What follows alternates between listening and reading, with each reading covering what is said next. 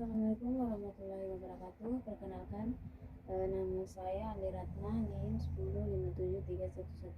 105731104519 dari kelas akuntansi 19B. Pertama, di sini saya akan menjelaskan sedikit tentang konsolidasi pada anak perusahaan yang dimiliki penuh dan konsolidasi pada anak perusahaan yang dimiliki kurang dari perusahaan penuh. Baik, langsung saja. Di sini saya akan membacakan contoh soal. Seperti yang kita lihat pada contoh, dapat ditulis dengan biaya perolehan investasi sebesar 300 juta, nilai bukunya yaitu saham biasa PT Anak, nilainya 200 juta dan saldo laba PT Anak 100 juta, di mana kepemilikannya itu 100%, maka 200 juta ditambah dengan 100 juta maka jadinya 300 juta. Bagian dari induknya bagian dari induknya dikalikan dengan 1,00, jadi perbedaan antara nilai buku dan harga perolehan yaitu 300 juta dikurang 300 juta senilai 0. Mencatat di sini kita akan mencatat akuisisi saham dan di pembukuannya pada tanggal penggabungan usaha dengan ayat jurnal sebagai berikut. 1 Januari 20X1. Investasi pada saham PT Anak senilai 300 di bagian debit, terus berkurang pada bagian kas 300. Di sini mencatat pembelian saham PT Anak. Neraca untuk PT Induk dan Anak 1 Januari 20X1 sesaat setelah penggabungan usaha. Seperti yang dilihat dalam neraca perusahaan, saldo biasa, saham biasa, saldo laba, total kewajiban dan ekuitas pemegang saham.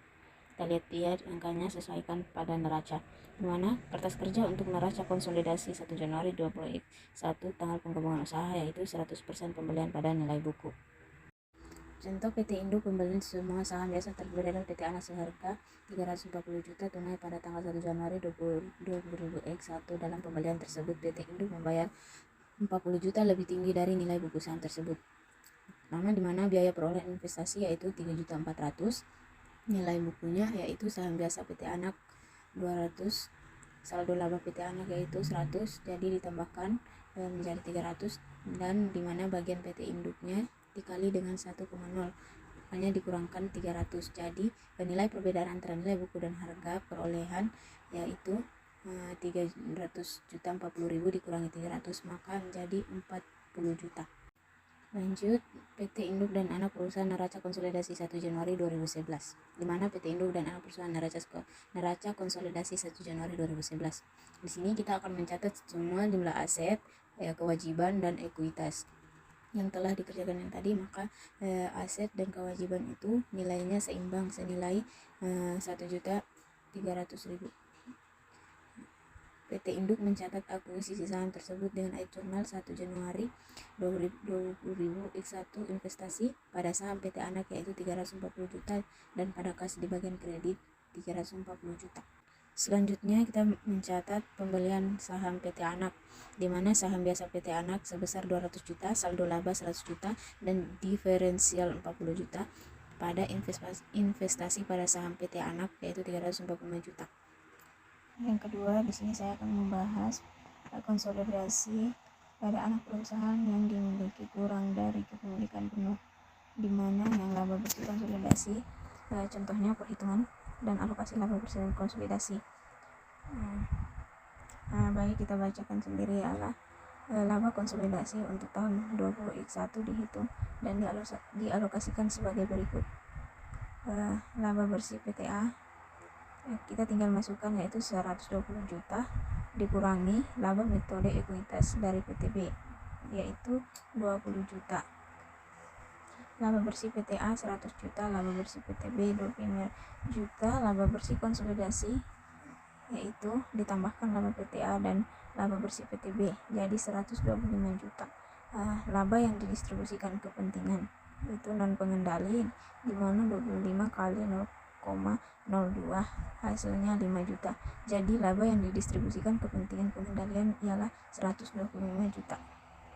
Di mana saldo laba konsolidasi ialah bentuknya seperti ini.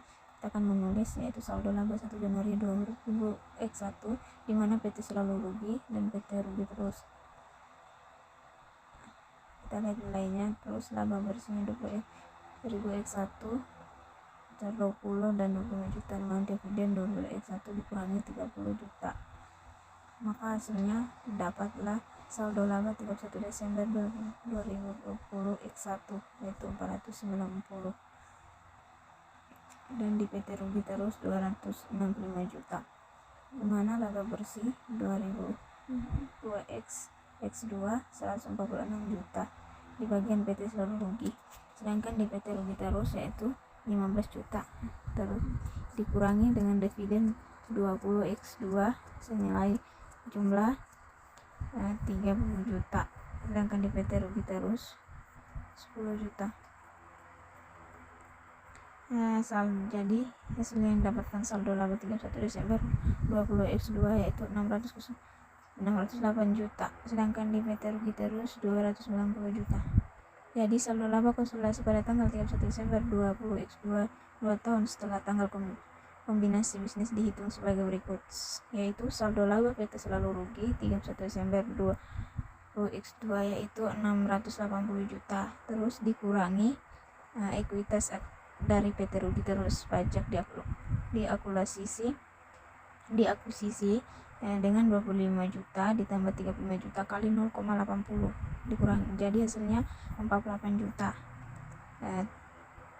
Setelah dikurangkan, maka kita dapatlah saldo laba PT selalu rugi dari hasil operasinya sendiri pada tanggal 31 Desember 20x2 dengan jumlah 560. Terus bagian PT selalu rugi atas laba bersih. PT rugi terus sejak akuisisi 60 juta dikali 0,80 senilai 48 juta. Maka dapatlah saldo laba konsolidasi 31 Desember 20x2 dengan nilai 680 juta. Setelah itu dibuatkanlah laporan posisi keuangan PT Induk dan PT Anak 1 Januari 20x1 sesaat setelah kombinasi bisnis, di mana formatnya seperti pada gambar PT Induk dan PT Anak.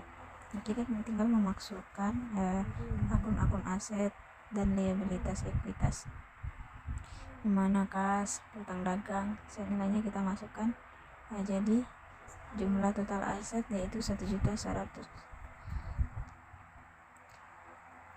dimana PT Anak 500 juta, dan sedangkan liabilitas dan ekuitas dengan total jumlah liabilitasnya ialah pada PT Induk 100 juta